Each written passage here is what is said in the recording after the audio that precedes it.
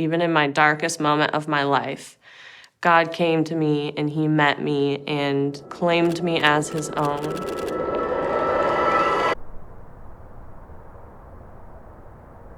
So I was raised in a Christian home. I just didn't know what it meant to really have a relationship with the Lord.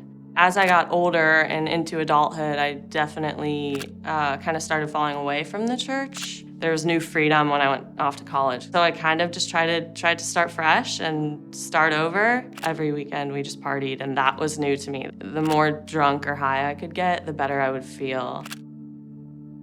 My parents started going to Rock City about the time when I went off to college, and I would oftentimes come home on the weekend for whatever reason. My parents would urge me to come to church. My sophomore year of college, I was exposed to someone who struggled with an eating disorder. And that was new to me. I remember the first day I tried it, and it made me feel so good. Kind of gave me that high in a way that I was seeking from drugs and alcohol. Paired that along with drinking, and things just got worse and worse. Relationships started falling by the wayside, and then all of a sudden they were gone in the blink of an eye. By the end of my college days, I had one friend.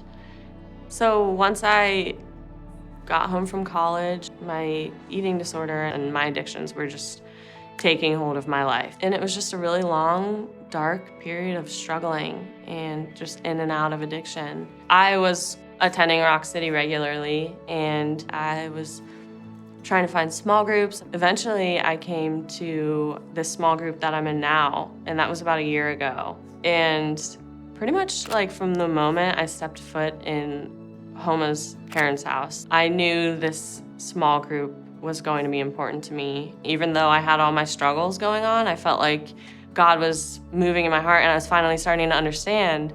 But then I would leave church and it was just immediately forgotten about. And on Mother's Day, May 13th of this year, I had scrounged together some medications, and I took this cocktail of pills at 7 p.m. on a Saturday night, and I came back to at 6:45 the next morning on Sunday morning.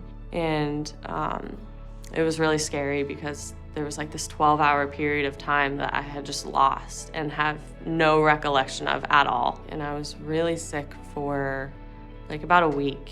And I was so sick that I made a doctor's appointment. And that Saturday I went to the doctor and I told her what had happened, and she was really the first person that I had told about, taking medication. And she looked at me and she basically was just like, "Maddie, I don't know what you're doing or why you're doing it, but you should know that you overdosed."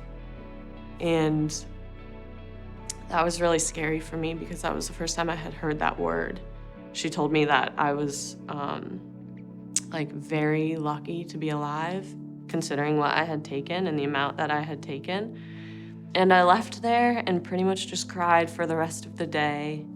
I reached out to my Rock City small group leader, Homa, and Homa came over and sat with me and talked about Jesus.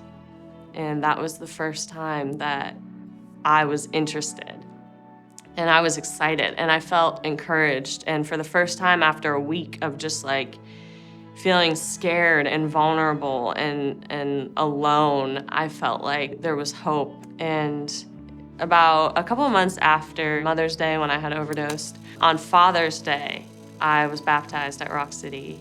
And that was really just a declaration of proclaiming my love for Jesus and that I was gonna follow him now for the rest of my life.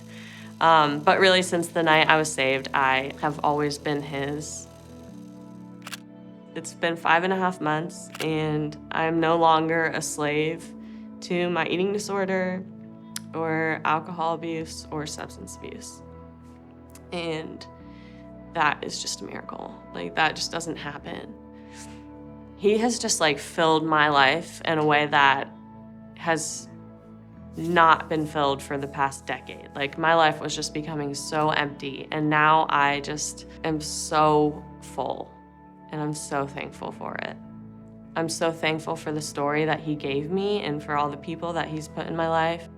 I feel like without Rock City and without my small group and the community here that has just really like welcomed me in, I don't know where I would be without it all.